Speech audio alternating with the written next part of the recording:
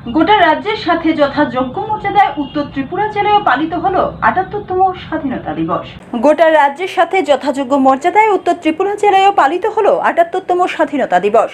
জেলার মূল অনুষ্ঠানটি জেলা সদর ধর্মনগর বীর বিক্রম ইনস্টিটিউশনের মাঠে অনুষ্ঠিত হয়। বৃহস্পতিবার সকাল ৯টা ১০ মিনিটে রাজ্য বিধানসভার অধ্যক্ষ বিশ্ববন্ধু সেন জাতীয় পতাকা উত্তোলন করেন। পরে কুচকাওয়াজের অভিবাদন গ্রহণ করে এরপর তিনি ১১টি দলের প্যারেড পরিদর্শন করেন। এদিনের কুচকাওয়াজে অংশগ্রহণ করেছিলেন রাজ্য পুলিশ, টিএসআর, মহিলা পুলিশ, ডিআর পুলিশ, এনসিসি। তাছাড়াও মাঠে জেলার বিভিন্ন স্কুলের ছাত্রছাত্রীরা মনোমুগ্ধকর সাংস্কৃতিক অনুষ্ঠান উপহার দেয়। এদিন অনুষ্ঠান দেখতে মাঠে অধ্যক্ষ বিশ্ববন্ধু সেন ছাড়া উপস্থিত ছিলেন জেলা শাসক দেবপ্রিয় বর্ধন, অতিরিক্ত পুলিশ সুপার জেরামিয়া ডার্লং, ধর্মনগর মহকুমা শাসক শ্যামজয় জমাতিয়া সহ অন্যান্যরা। এদিকে এদিন বক্তব্য রাখতে গিয়ে অধ্যক্ষ বিশ্ববন্ধু সেন স্বাধীনতা সংগ্রামীদের শ্রদ্ধা জানিয়ে স্বাধীনতার কাহিনী বিশদে ব্যাখ্যা করেন। সাথে বলেন, বর্তমানে ভারতবর্ষ পৃথিবীর মধ্যে একটি শক্তিশালী ও স্বয়ংসম্পূর্ণ দেশে পরিণত হয়েছে। অপরদিকে এদিন কদমতলা, কলাছড়া, যুবরাজনগর ও পানিসাগর ব্লকেও যথাযোগ্য মর্যাদায় পালিত হয় স্বাধীনতা দিবস। সাথে নর্থ ডিস্ট্রিক্ট প্রেস ক্লাবের সকল সাংবাদিকরা জাতীয় পতাকা উত্তোলন করে স্বাধীনতা দিবস পালন করেন।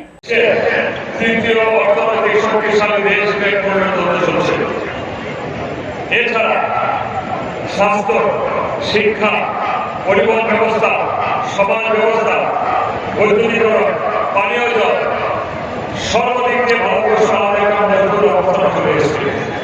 এবং পাশাপাশি আমাদের ত্রিপুরা সরকার প্রফেসর ডক্টর মানিক শাহ নেতৃত্বে আমাদের ত্রিপুরা রাজ্যকে এগিয়ে চলছে, যেটা অস্বীকার করার উপায় নেই।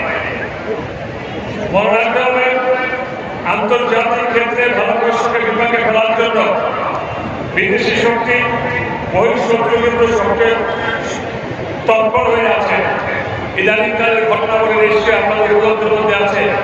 ভারতের শক্তিকে দুর্বল করার জন্য বিশ্বের কতগুলো দেশ একত্রিত হয়ে পার্শ্ববর্তী রাষ্ট্রের স্বাধীনতা বিনষ্ট করে ভারতবর্ষের যে স্থিতিশীলতা, যে সার্বভৌমতা, যে অখণ্ডতা তাকে বিনষ্ট করার প্রচেষ্টা নিয়েছে। তার থেকে আমাদেরকে সকল ব্যবস্থা ধরে হবে। সবাই যদি আমরা মনে করি আমার কিছু আমি সুখে আছি, ভালো আছি, পরিবার নিয়ে শান্তিতে আছি, এটা কিন্তু ভুল ধারণা।